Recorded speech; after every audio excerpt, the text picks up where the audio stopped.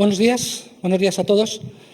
En primer lugar, pues quería agradecer a Data ICIA la oportunidad y el privilegio que tengo hoy para compartir la mesa con las personas que la van a compartir conmigo. En primer lugar, quería presentaros a Javier Márquez, CDO de Generali España. Buenos días, Javier. Nuria Canal, CDO de la Universidad Internacional de La Rioja, de la Universidad de Internet. Buenos días, Nuria. Natalia Mayoral, CDO de Naturgy. Buenos días, Natalia.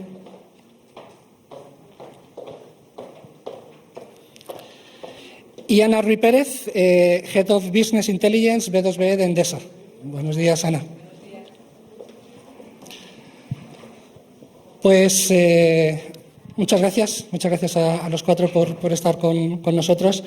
Vamos a compartir una mesa donde vamos a poner en común el punto de vista sobre data literacy, sobre la democratización del dato. Tiene mucho que ver el data literacy con la democratización de los datos y por lo tanto, pues con todo lo que se supone, la eliminación de silos, pues las cadenas de valor transversales que efectivamente pues dan valor y acoplan esa cadena de valor del dato a la cadena de valor de las compañías y a temas tan importantes como la implantación de la cultura de la empresa. Al final, la empresa es los datos y la información que contiene. Y en ese sentido, pues vamos a empezar el debate, si os parece, la mesa, con unas preguntas sobre los motivos que llevan a una compañía a iniciar una iniciativa de data literacy. Entonces, empezamos por Javier, si te parece. Perfecto. ¿Cuáles son, bajo tu punto de vista, los cambios del mercado que han generado los diferentes retos y los nuevos retos que para el negocio han supuesto que se tenga que iniciar una iniciativa de data literacy? Yo creo que como usuarios finales o como consumidores finales estamos expuestos cada vez a tener más servicios basados en datos y cada vez somos todos más conscientes de que los datos son muy valiosos. Este mismo camino lo recorren las organizaciones y se dan cuenta que no se trata de tener 5 cuadros de mando más o desplegar 7 modelos más al año, que si de verdad quieres capturar todo el potencial que te ofrecen los datos, lo que necesitas es tener un equipo o tener en tu equipo el mayor número posible de personas con capacidades para trabajar con datos, para entender los datos o para explicarlos, ¿no? Y cuando son realmente conscientes de esta necesidad es cuando surge la necesidad de crear iniciativas ligadas al data literacy, ¿no? Muy bien. Y en tu opinión, Nuria, en el caso concreto tuyo y en la Universidad Internacional de La Rioja, bajo tu punto de vista, ¿cuáles son, bajo tu punto de vista, esos cambios que se han producido y que efectivamente promueven este tipo de iniciativas? Bueno, yo creo que es algo que vivimos todos en general, que es una evolución propia del momento, que todos como empresas y también la sociedad, pues hemos partido hace ya unos años con un camino a andar en el tema de los datos. Primero nuestro punto de dolor era cómo generar y almacenar esos datos, los costes que suponían, ¿no? Luego empezamos a hacer proyectos en los que tuvimos que hacer grandes inversiones y muchas veces pues no fueron fracasos también de crear data warehouse y empezar a hacer un reporting con distintas herramientas. Todo esto ahora ya se ha facilitado mucho. Creo que ya hay muchas empresas que ya están en otro punto de madurez y que todo esto ya casi que se empieza a dar por hecho. Y bueno, pues ahora estamos viviendo un momento en el que la gente, todas las áreas, todos los departamentos tienen a su disposición datos y el punto ahora es, vale, pues venga, vamos a ver cómo nos ayudamos entre todos a sacar valor de este petróleo, pero que es petróleo crudo, ¿no? Hasta que no le pongamos interpretación y validez para la casa. Y yo creo que ahí a veces hay conversaciones entre los equipos que, bueno, pues que ves que falta cultura alrededor del dato, de esta parte de saber leer un dato, ¿no? De saber construir un KPI correctamente, saber leer un porcentaje, de saber lo que es una correlación y lo que no es una regresión y no confundirlo. No tienes que saber hacer toda tu laminería, pero sí por lo menos entender una base para tener una conversación robusta y fundamentada en algo, ¿no? Y esa es la parte que ahora que tenemos que crear en las empresas, esa cultura. Muy bien. Comentabas, efectivamente, pues, iniciativas de proyecto, iniciativas tecnológicas, incluso estar preparado desde un punto de vista de una formación y bueno, pues de una cultura, con lo cual esto pues, parece que hay que hacer, digamos, varias cosas. En este caso, vamos a ver, por ejemplo, Natalia, ¿cuál, bajo tu punto de vista, digamos, por dónde se debe empezar un proyecto de Data Literacy? Pues volviendo al concepto de democratización de los datos que mencionabais al principio, si entendemos la alfabetización de los datos como la capacidad para leer y analizar los datos y sacar información y conocimiento a partir de ellos, haciendo el símil con la lectura, aprendemos a leer para sacar conocimiento de los textos y eso nos permite pues, desarrollar mejor nuestras competencias en el trabajo. Si entendemos los datos como el nuevo lenguaje de los negocios, es imprescindible que todos en las organizaciones aprendamos a leer y a analizar y, como decía Nuria, a trabajar con datos, que no es simplemente construir un KPI o sacar un cuadro de mandos. En el momento que las empresas interiorizan esto, lo que tienen que hacer para poder desarrollar esa alfabetización en su organización es definir una hoja de ruta. Y esa hoja de ruta parte por hacer una evaluación inicial del punto de situación. Tienes que fijar tus objetivos desde el punto de situación de partida a los objetivos a los que quieres llegar y saldrán unos gaps que definirán unas acciones a acometer.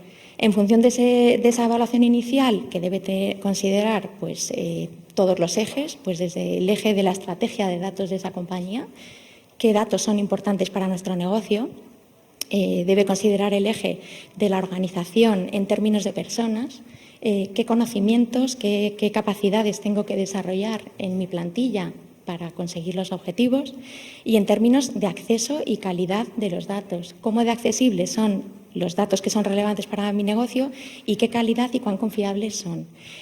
A partir de ese estudio de evaluación inicial, definiremos ese plan de formación. O sea, al final estamos hablando aquí de alfabetización como una competencia muy vinculada a las personas. Esto conlleva unos planes formativos y unos planes formativos acorde a los diferentes colectivos que nos vamos a encontrar, porque en una compañía no todos van a ser científicos de datos, ni mucho menos, pero sí todos tienen que entender y hablar el lenguaje de los datos. Ese plan formativo, pues, como digo, tendrá que ser acorde a los diferentes colectivos de empleados. Además, tendremos que definir y usar un lenguaje común. Todas las civilizaciones a lo largo de la historia han desarrollado un lenguaje para entenderse y para evolucionar. Pues las compañías, igual, como una pequeña civilización, tienen que tener su propio lenguaje y todos tienen que hablarlo. Y además tenemos que aportar las herramientas y las metodologías para que sea posible el uso de ese lenguaje común y el acceso a esos datos para sacar el valor. ¿Cómo podemos conseguir que todo esto pues, se implante con éxito? Pues fomentando la cultura del aprendizaje. Esto no es una acción formativa que se imparte una vez y nos olvidamos. Esto es desarrollar la motivación continua por aprender en todas las personas que configuran una empresa. Tenemos que definir unas métricas y vincularlas a proyectos reales. No nos olvidemos que aquí al final estamos hablando de invertir y cuando hay inversión de por medio se busca un retorno. Entonces tenemos que definir unas métricas vinculadas a proyectos que nos permitan ir capturando esa aportación de valor con cada paso que vamos dando. Y luego, por último, y desde luego yo creo que lo más importante, una fuerte sponsorización a todos los niveles de la organización. Esto no va de que los responsables de datos en las organizaciones empujen, impulsen y se cansen de alargar el discurso. Esto va de que cada negocio entienda la necesidad de desarrollar estas competencias y que descubran de verdad el valor que esto puede aportar como retorno a su actividad. Muy bien. Y Ana, en tu opinión, comentábamos, ¿no?, por dónde habría que o qué habría que hacer, aspectos claves sobre todo para poder, digamos, seguir consiguiendo esa inversión por parte de la compañía. En tu opinión, ¿por dónde hay que empezar y cuáles son esos aspectos claves añadidos que podrías aportarnos? Bueno, la verdad es que Natalia lo ha explicado claramente, ¿no? O sea, yo creo que esto es un tema de formación, de hacer entender a toda la compañía, porque hoy en día todas las compañías quieren convertirse en una compañía data-driven, ¿no? Pero el data-driven pasa por involucrar absolutamente a todo el personal de la compañía. Yo creo que el mundo de los datos está muy ligado al mundo del marketing y está muy ligado a las personas que trabajan en datos, ¿no? Pero yo creo que se está viendo pues, que ahora el mundo del datos se aplica a los recursos humanos, aplica a las tecnologías, aplica a la detección de averías, a la mejora de los procesos. O sea, que no solo se usan los datos para vender más, sino que se usan los datos para hacer tu compañía más eficiente. Por lo tanto, es importantísimo que alguien de recursos humanos esté con una mentalidad datos y que piense en que tiene datos y los puede explotar y puedo sacar mucha riqueza de esos datos. Y para mí el pilar básico, lo ha dicho Natalia muy claro, es la formación. O sea, para mí esto, cualquier hoja de ruta para alfabetizar una compañía en temas de datos que no pase por una formación, pero una formación muy intensiva y muy adaptada a cada uno de los niveles de las personas de las compañías, no solo de su punto de partida de conocimiento inicial en el mundo de los datos, sino de su desempeño futuro en la compañía, ¿no? Entonces, para mí esto es básico. Sin formación no se va a conseguir nada. Si todos queremos rentabilizar las compañías a través de los datos, hacer mejores nuestros procesos a través de los datos, todo el mundo tiene que entender qué es esto. Y lo que decía Nuria, pues no se trata de que sepan hacer una regresión logística, pero sí se trata de que sepan de que tengan necesidad, de que sepan qué preguntas hacerles a los datos, de que sepan entender, porque yo estoy segura que a mis compañeros les ha pasado lo mismo. A mí me pasa que muchas veces me siento a hablar con algún compañero, el mundo de los datos lo ve súper lejano, no lo entiende, es como que se le ha sentado delante a alguien del CSI y le está hablando de cosas que no entiende absolutamente nada. Pues este acercamiento del lenguaje lo tienes que hacer, o sea, tienes que ser capaz de trasladar tu lenguaje de datos al lenguaje cotidiano, porque si no, no vas a conseguir que las personas en las empresas se metan en este rollo del mundo dato, ¿no? Y esto es fundamental. O sea, al final tienes que adaptar tu lenguaje y ponerte al nivel de que todo el mundo te entienda. Fundamental lo que comentaba Nuria, la formación en la cultura del dato, o sea, el tener un glosario de términos para que la gente cuando quiera pedir algo o preguntar algo sepa qué tiene que decir. Y para mí esto es el pilar básico y, desde luego, el punto de partida. Muy bien. Todos habéis comentado, pues al final eso, que el dato tiene que estar a favor del negocio, al servicio del negocio, que es importante la formación y es importante la formación para que todo el mundo esté, digamos, adoptado y acoplado a esa nueva realidad de la gestión de los datos dentro de la compañía. Y eso lo que sí hace es que efectivamente, seguramente, haya nuevos roles, nuevas posiciones que se han creado en la compañía y que tienen que ver con esa, digamos, nueva forma de hacer negocio data-driven, con esa nueva forma de hacer negocio a través de los datos que estabais comentando. Entonces, en ese sentido, Javier, ¿qué roles crees que se van creando o se han creado nuevos y cómo han transformado los roles actuales de la compañía ese foco en los datos para la gestión del negocio? En general, y lo que hemos experimentado es que el rol respecto a los datos como que ha subido un nivel, ¿no? Los usuarios, las personas que normalmente no trabajaban con informes, pues ahora son consumidores de informes. En nuestro caso, pues los mediadores de seguros que estaban acostumbrados a recibir información con periodicidad mensual, pues ahora la reciben diariamente y si un día falla, nos lo demandan porque se han acostumbrado a ello. Los que consumían informes, los responsables de funciones, de departamentos que consumían informes, ahora nos solicitan capacidades para poder crear ellos sus propios informes, para poder hacer sus propios análisis. El que ya creaba sus informes quiere trabajar en el mundo predictivo, ¿no? Todo lo que hemos hecho es, pues hemos pasado de curso en todos los niveles en la organización. Y esto hace que traslademos una mayor presión a los que nos dedicamos a gestionar los datos, ¿no? Al final lo que nos impone es mayor presión para que todo este trabajo que se haga con los datos se haga mínimamente de manera ordenada, de manera gobernada y que nos permita capturar el mayor valor posible. Y Natalia, y en vuestro caso, ¿cómo has visto que se hayan modificado los roles o generado nuevos roles dentro de la compañía? Pues recuperando lo que comentaba Javier al inicio, es una realidad que cada vez las empresas gestionan una mayor cantidad de datos. En el caso de empresas como Naturgy, en el negocio de distribución, con el despliegue de los contadores telegestionados en la red, pues hay 5 millones de contadores telegestionados conectados a la red, enviando señales que no son más que datos. 43.000 millones de datos al cierre del 2019. Todo esto son datos, es información. La tecnología nos habilita el poder analizar y explotar y sacar valor a estos datos. ¿Qué nos falta? Pues desarrollar las competencias. Yo creo que la tecnología, una vez más, demuestra que va por delante. La tecnología evoluciona a un ritmo que muchas veces nos cuesta trabajo adoptarla en el tiempo necesario. Y ahora tenemos la oportunidad, surge la necesidad de desarrollar nuevas competencias en materia de datos. Aparte de los roles que son conocidos por todos, por los científicos de datos, los analistas, los data stewards, en todo lo que tiene que ver con el gobierno de los dominios de datos. Estos son roles, quizá vamos a decir, característicos o típicos cuando hablamos de equipos de datos, ¿vale? Pero es que en las organizaciones hay un rol fundamental que todos, en mayor o menor medida, ejercitamos en algún momento de nuestra función, y es la de consumidores de datos. Y ser consumidor de datos es algo clave para desempeñar bien nuestra función en el negocio. Ser un consumidor de datos es saber qué preguntas me tengo que hacer y qué datos son los que van a dar respuesta a esas preguntas.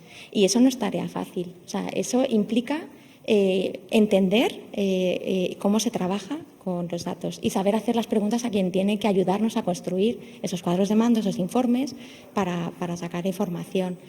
Y luego hay una nueva competencia o una nueva habilidad que yo creo que es muy requerida, que es lo que llaman ahora data storytelling, y es aprender a comunicar dentro de la organización. Lo comentaba Ana, a veces es difícil hacerte entender. El discurso y el concepto de alto nivel, ese lo entiende todo el mundo, pero cuando bajas un poco es difícil trasladar de verdad el concepto de lo que implica trabajar con datos, cuidar de los datos, sensibilizar y empatizar con los datos. Y esa nueva competencia de data storytelling es eso precisamente, comunicar, tener un discurso en torno a los datos que mueva la organización. Bueno, yo diría que todos los roles son importantes, que es importante identificar quién tiene qué colectivo de empleados requiere desarrollar qué competencias y aportarles los recursos, herramientas y medios que necesiten para ello. Pero todos los roles son cruciales. Claro, son importantes. Sí, claro que sí. sí. Claro que sí. Pues efectivamente, un poco haciendo compendio de lo que hemos comentado, pues al final esas iniciativas de data literacy, pues al final lo que hacen es conectar, ¿no?, a los productores de datos con los consumidores de datos y hacer que ese mundo de datos en el medio pues sea un mundo, como comentabais antes, pues controlado, ¿no?, gobernado, para poder hacer esa disponibilidad de los datos de una manera sistemática y de una manera, digamos, reglada. Habéis hablado de roles, habéis hablado de iniciativas, de formación, de planes de comunicación. En ese sentido, quería haceros una pregunta a los cuatro, y es que, teniendo, digamos, todos esos aspectos comunes de una iniciativa de data literacy, ¿pensáis que cada una de las implantaciones de esas iniciativas de data literacy, por ser en un sector concreto, tienen algún aspecto diferencial? Aquí estáis representando pues, a tres sectores muy importantes: universidades, aseguradoras y utilities. ¿Pensáis que la implementación de una iniciativa de data literacy tiene aspectos especiales, diferenciales por el sector que se está implantando? Nuria, ¿a ti qué te parece? Pues, a ver, yo creo que esto no es un tema tanto de sectores, sino como hablábamos al principio, pues de la propia evolución de todo este área, ¿no? Sí que es cierto que hay sectores que en todo lo que tiene que ver con lo digital y la transformación digital pues han arrancado antes, con lo cual tienen otro punto de madurez ahora, ¿no?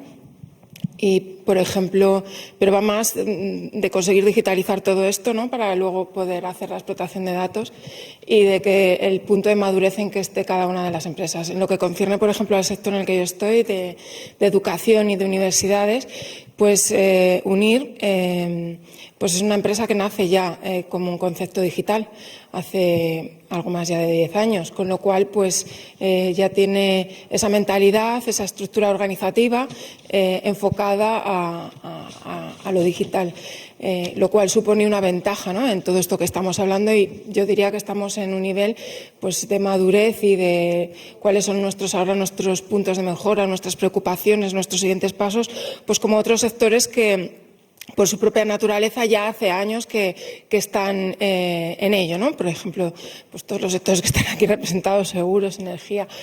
En mi caso, pues eso, en educación hay universidades que claramente ha sido ahora el COVID el que ha impulsado a ver que todo el tema de la educación online es muy relevante. Entonces, no quiere decir que toda la educación tenga que acabar siendo online, va a seguir siendo, y considero que debe ser así, que deben existir universidades básicamente o en su mayor porcentaje presenciales, pero sí también estas universidades van a tener que cambiar sus conceptos, sus procesos y hacer esa transformación digital, con lo cual también va a ser digital, ¿no?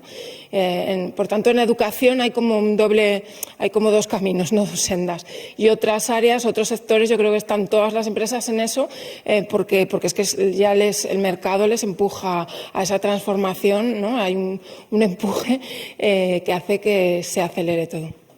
Muy bien. Y en vuestro caso, Javier, por ejemplo, el sector asegurador, igual que el de utilities, pues tiene aspectos pues que tradicionalmente han sido aspectos muy relacionados con datos, temas de regulación, etcétera, etcétera. Pero ¿piensas que hay algún tipo, digamos, de algo específico en el sector seguros para implementar este tipo de iniciativas? No sé si es específico en el sentido de que sea exclusivo, pero como decías, pues el sector asegurador tradicionalmente tiene una cultura del dato bastante fuerte, ¿no? Dependemos de análisis estadísticos desde la creación de las empresas aseguradoras. Hay mucha gente acostumbrada a trabajar con datos en departamentos muy diversos, y entonces la peculiaridad del impulso data-driven se centra más en tratar de romper los hilos, primero, porque lo que nos hemos encontrado tradicionalmente es que cada uno ha ido haciendo la guerra por su cuenta y entonces pues se pierden sinergias, hay gente que está analizando los mismos datos desde sitios distintos y llegando a conclusiones que no siempre pueden ser las correctas. Y en segundo lugar, distintos niveles de madurez o distintos niveles de orientación, ¿no? Hay funciones más orientadas al mundo predictivo, funciones más orientadas al mundo descriptivo. Nuestro impulso ha sido más, primero, como decía, en romper los silos, y segundo, en tratar de nivelar esas capacidades, ¿no? Ofrecer las posibilidades del que no sabía hacer descriptivo, pues que lo pueda hacer, el que no podía hacer predictivo, que lo pudiera abordar, ¿no? Ajá. Y en vuestro caso, Ana, Natalia, empezamos por Ana, por ejemplo. Bueno, la verdad es que yo no creo que haya diferencias en nivel sectores económicos. Creo que la diferencia está, Nuria lo ha comentado, en el tema de la madurez de la compañía, del volumen de datos que tiene la compañía. O sea, son muy diferentes las compañías que han nacido en el ecosistema digital de las compañías que somos del Pleistoceno. O sea, esto es totalmente. Como decía Nuria, pues es verdad que en una utility, en el caso de Endesa en concreto, pues tenemos datos desde hace mucho tiempo, pero bueno, volviendo pensando en que hace muchos años nosotros teníamos datos, pero es que nadie nos quitaba los clientes, los clientes eran nuestros, entonces nosotros no teníamos que hacer nada, porque por castigo el cliente estaba con nosotros. Entonces, claro, esto cambió. Yo recuerdo cuando entré en Endesa en el 2010, que el hecho de la fuga de clientes era algo muy anecdótico y hoy por hoy tenemos un problema importante con la fuga de clientes. Igual que hablo del tema de los clientes, pues ahora con todo el tema de la sensorización de todos los sistemas, pues por ejemplo, ahora se puede hacer con toda la información que se reciben de los parques eólicos, de las placas solares, de las redes de distribución inteligentes, los smart meters, o sea, es que ahora el volumen de información que tenemos es brutal. Y a pesar de que somos una empresa muy antigua, somos una empresa que no ha nacido en el ecosistema digital, que tardó mucho en empezar a moverse en un entorno competitivo, además, en mi caso concreto, que estoy en la parte de comercialización. Entonces, claro, o sea, esto nos está costando arrancar. Entonces, yo creo que la diferencia no está en el sector, yo creo que la diferencia está en la madurez, en el volumen de datos que tiene una compañía y lo he dicho y lo vuelvo a repetir. O sea, las compañías que han nacido en el ecosistema digital tienen un plus de ventaja en este tema respecto a las que no lo hemos hecho. Ajá. Y bajo tu punto de vista, Natalia. Pues coincido con todos. No es un tema sectorial, es un tema de punto de partida, de situación, de grado de madurez en todo esto. En el caso de Naturgy, como le ocurre a Ana, pues bueno, no sé si del Pleistoceno, pero somos empresas más tradicionales con mucha historia, con una gran cantidad de datos distribuida en unos mapas de sistemas de lo más variopintos, con la necesidad de combinar fuentes de datos externas, internas, con muchas verticales de negocio, con intereses variopintos, y al final todo eso complica el avanzar en toda esta transformación. Somos una empresa tradicional, pero con una fuerte convicción de transformación. Yo creo que aquí el que no entienda esto, pues no estará sentado aquí dentro de unos años hablando de lo que se hable dentro de unos años. Esto es una realidad y bueno, no es sectorial. O sea, yo creo que aquí datos se gestionan, se manejan y se necesitan en todos los sectores, en todos los entornos. Es una cuestión de punto de partida. ¿Dónde estamos? ¿Dónde tenemos que llegar? Y a cada uno ese viaje nos costará más o menos esfuerzo. Pero hay que hacerlo. Claro, claro que sí. Pues efectivamente, es decir, no sé si será sectorial o no sé si son compañías más tradicionales o no tradicionales, pero a mí me consta que en vuestras 4 organizaciones se están haciendo cosas muy interesantes, muy innovadoras, muy data-driven, y eso seguramente es porque estáis vosotros en ellas. Seguramente que es por eso. Quisiera daros las gracias. Muchas gracias por el tiempo que nos habéis dedicado y por lo que nos habéis comentado, que desde luego ha sido muy interesante. Muchas gracias a los 4. Gracias a Gracias. vosotros. Muchas gracias.